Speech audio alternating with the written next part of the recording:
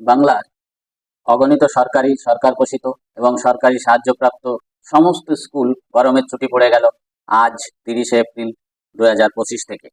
অথচ কবে ছুটি শেষ এটা জানাতে পারল না রাজ্যের শিক্ষা দপ্তর। কবে ছুটি শেষ হবে? অনির্দিষ্টকালের মতো স্কুলের পঠন পাঠন শেষ। এতে সরকারি স্কুলের ছাত্রছাত্রীদের ভবিষ্যৎ এক প্রকার অন্ধকারের দিকে। কারণ স্কুল না থাকলে বাচ্চারা বই পড়তে চায় না, কি এক সমস্যা। অথচ এর মধ্যে স্কুল চলবে, বেসরকারি স্কুলগুলো সব চলবে, সেই সমস্ত স্কুলে পঠন পাঠন চলবে, অথচ সরকারি স্কুলের পঠন পাঠন চলবে না। কারণ বর্তমানে বেশ কয়েকদিন বৃষ্টি হওয়ার জন্য এখন স্কুল করার মনোরম পরিবেশ এবং এই আবহাওয়ায় স্কুল করা সম্ভব। সেই জন্যে বেসরকারি স্কুল আদৌ বন্ধ হবে না। গরমের ছুটি এগিয়ে আনার জন্য 1 মাস আগে ঘোষণা করার পরে যখন আবহাওয়ার উন্নতি হলো তখন গরমের ছুটিটা পোস্টপোন করা যেত, হয়নি। আমি শ্রীবাস পাল, শ্রীবাস স্যার ম্যাথ সলিউশনে সবাইকে স্বাগত। তাহলে স্কুলের পঠন পাঠন বন্ধ, বিশেষ করে সমস্যা দেখা দিয়েছে প্রাইমারি স্কুলের বাচ্চাদের। ওদের কন্ট্রোল করা খুব সমস্যা। ওরা ছুটে বেড়াবে, স্কুল না থাকলে শুধু এখান থেকে ওখানে ছুটে বেড়াবে, লেখাপড়ার বালাই নেই। তার মধ্যে সরকারি স্কুলের সব থেকে বেশি সমস্যা দেখা দিয়েছে এবার যারা উচ্চ মাধ্যমিকে পড়ে, যারা 12 ক্লাসে পড়ে, সেই সমস্ত ছাত্রছাত্রীদের খুবই করুণ অবস্থা। তাদের লেখাপড়ার অবস্থা বিষবাও জলে। কারণ দ্বাদশ শ্রেণীতে পড়ে, তাদের ভবিষ্যৎ খুব শোচনীয়। কারণ এই শ্রেণীর ছাত্রছাত্রীরা শিক্ষা জীবনে লকডাউনে ভরা, এদের শিক্ষা জীবন লকডাউনে ভরা। আরো কি হবে অবস্থা? নতুন নিয়মে তাদের মূল্যায়ন হবে তৃতীয় এবং চতুর্থ সেমিস্টার।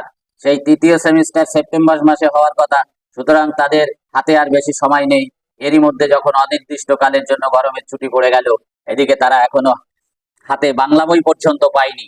এবং এই শ্রেণীর যারা দ্বাদশে এবার উঠলো, তাদের ক্লাস 7, ক্লাস 8, ক্লাস 9 তিনটে শ্রেণী লকডাউনে কেটে গেছে, তাদের হাতে বই ওঠেনি।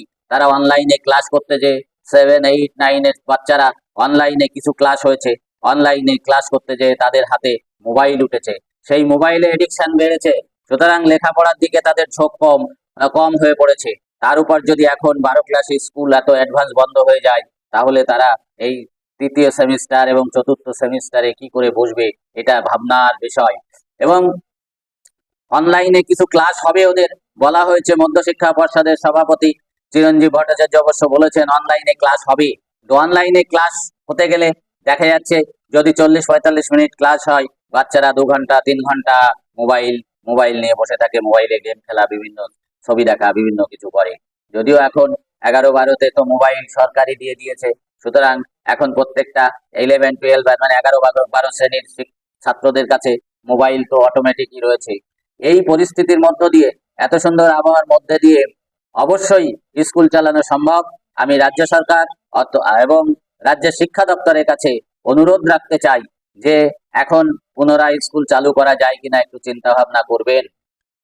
কারণ আমাদের মধ্যে যারা শিক্ষক আছেন, শিক্ষকদের মধ্যে অনেকের একাংশের মতে যে ঝড় বৃষ্টি হওয়ার পরে আবহাওয়া তো এখন আগের থেকে কিছুটা হলেও সহনীয়, তাই গরমের ছুটি এগিয়ে আনা হচ্ছে কেন, এর ক্ষতি পড়ুয়াদের হবে তারা মনে করছেন।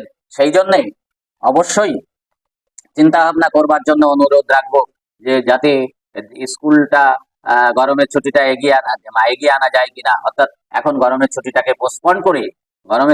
পোস্টপন করে স্কুল চালনা করা যায় কিনা, এটা অবশ্যই দেখবার বিষয়, দেখতে হবে।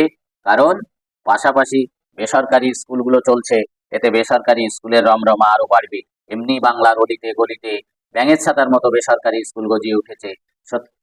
সেই স্কুলগুলো বন্ধ নয় এবং সেখানে বাচ্চাদের দেওয়ার ঝোঁক গার্জিয়ানদের বেড়ে যাচ্ছে দিন দিন।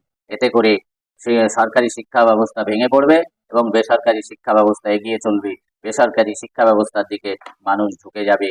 সুতরাং দেখতে হবে যাতে বেসরকারি হাতে আমাদের শিক্ষা ব্যবস্থা না চলে যায়, সেদিকে নজর রাখা শিক্ষা দপ্তরের একান্ত কর্তব্য। ধন্যবাদ সবাইকে।